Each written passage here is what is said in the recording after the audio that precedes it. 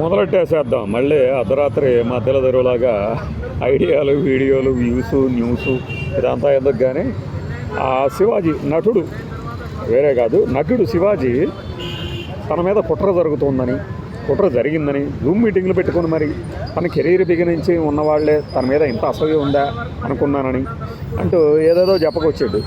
అయ్యా బాబు, నీ మీద ఎవడూ కుట్ర చేయలేదు, కుట్ర చెయ్యరు కూడా, అంత అవసరం లేదు కూడా. నువ్వే చెప్పుకున్నావు నేను ఒక అవకాశం ఇచ్చాను వాళ్ళకి అని.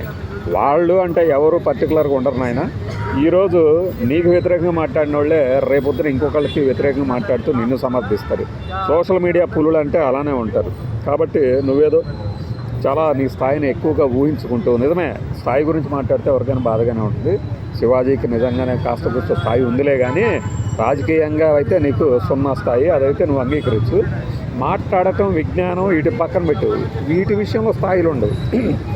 ఎంత చిన్నవాడికైనా జ్ఞానం ఉంటుంది, విజ్ఞానం ఉంటుంది. నీ మీద కుట్ర ఎలా చేస్తారు?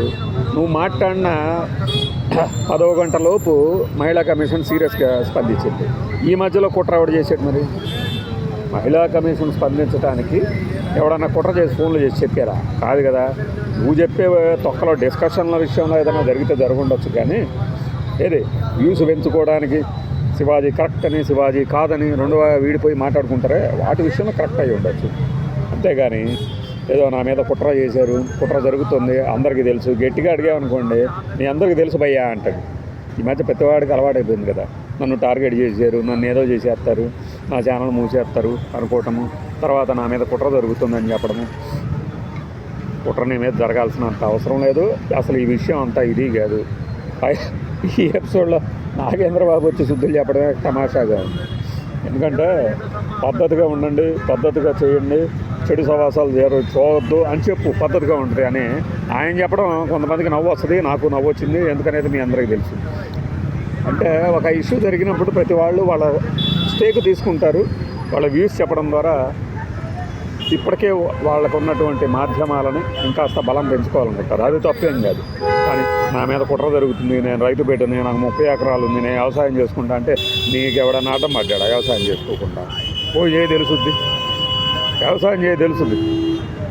పోనీ నువ్వు వ్యవసాయం చేసుకుంటా కూడా సినిమాలు చేయొచ్చు. ఎందుకంటే నీకేమీ 10 సినిమాలు లేవు కదా. నేను ఎగతాళికి అనట్లా. ఎందుకంటే కొత్త వాళ్ళు, పాత వాళ్ళు, ఈ మధ్యలో బలంగా ఉన్నవాళ్ళు, వీళ్ళకే తప్పితే శ్రీకాంత్, శివాజీ, వేణు, శివాజీ రాజా, ఇంకా వీళ్ళకి ఎవరు ఛాన్సులు ఇస్తున్నారు? ఏం క్యారెక్టర్లు వస్తాయి? ఇప్పుడు ఈ మంగపతో ఇంకెలాంటి క్యారెక్టర్లు వస్తాయి చేస్తూ ఎన్నాళ్ళు గడుపుతారు?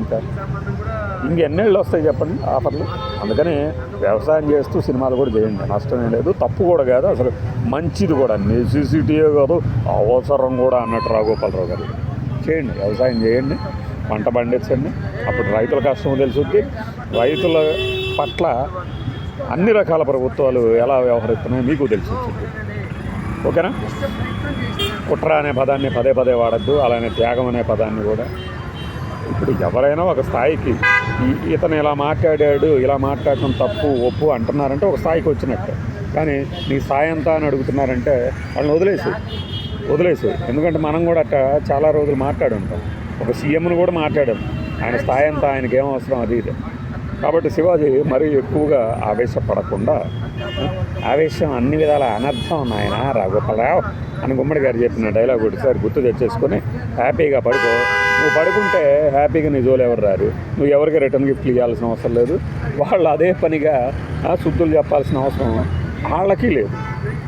వాళ్ళు చెప్తూనే ఉంటారు. ఎందుకంటే సినిమాల్లో మనం ఓడబడిచింది తక్కువ కాబట్టి ఇతరత్ర కార్యక్రమాల ద్వారా ఏదో ఓడబడుతుందాం అనుకుంటారు అందరూ. ఛాన్స్ దొరికింది కదా వాడుతున్నారు.